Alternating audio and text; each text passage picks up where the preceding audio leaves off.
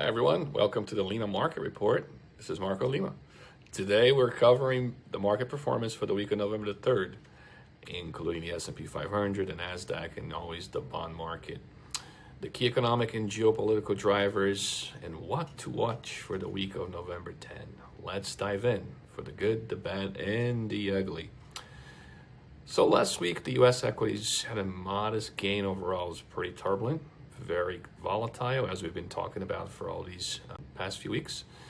But the gains were driven largely through the strength of the mega cap stocks, like the AI stocks, for example. Amazon announced a major deal with OpenAI, boosting investor sentiment on that. Now, meanwhile, the broader market wasn't without much tension. Remarks from the Federal Reserve Chair, Jerome Powell, reinforced the possibility that rate cuts are far from locked in, which weighed somewhat on sentiment. On the bond front, Treasury yields moved higher during the week, reflecting what I think is a shift in the policy tone from the Fed and the market's recognition that easy money pivot might be more gradual than hoped. For example, the 10-year U.S. Treasury yields climbed above 4.08%. This move means that bond prices declined modestly, and the relative attractiveness of equities improved versus fixed income for now. With that said, the yield climb also introduced risks for duration and sensitivity of portfolios. Several drivers really underpinned the market moves this week, being one of them being corporate earnings, which remain a bright spot, especially in tech and large cap, which help underpin the gains in the NASDAQ despite the volatility. Geopolitically, emergences of major deals such as Amazon's OpenAI partnership spurred optimism and innovation-driven sectors. On the macro side, the ongoing U.S. shutdown created a data vacuum. With many economic releases delayed, the Fed signaled caution in setting policy. That's to be expected. This elevated uncertainty, of course, and inflation remains sticky. And despite hopes for a rate cut, the Fed emphasized that remained biased to keep policy restrictive if needed. The not a foregone conclusion language was noted by the market. So heading into the week of November the 10th, always something going on.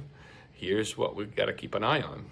On the opportunity side of things, if an economic data supports a soft landing, growth slows modestly, inflation eases further, then equities, especially the growthy and tech names, may continue their momentum.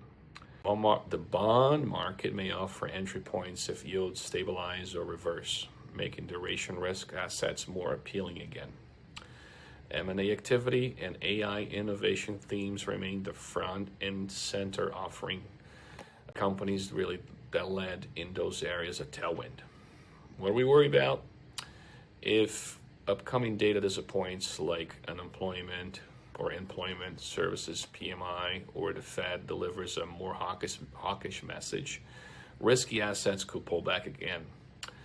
The yield rise dynamic is a headwind for growth stocks and long duration assets. That means if rates keep marching higher, multiple risks increase.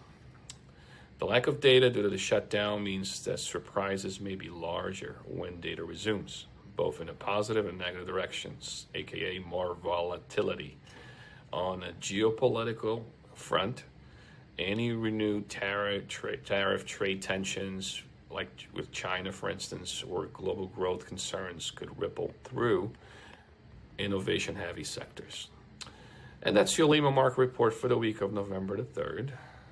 And actually, this is for the week of November the 10th. For deeper analysis, charts, and updates throughout the week, please visit mraadvisory.com. Have a great week, and don't forget to subscribe to our channel. Thanks so much.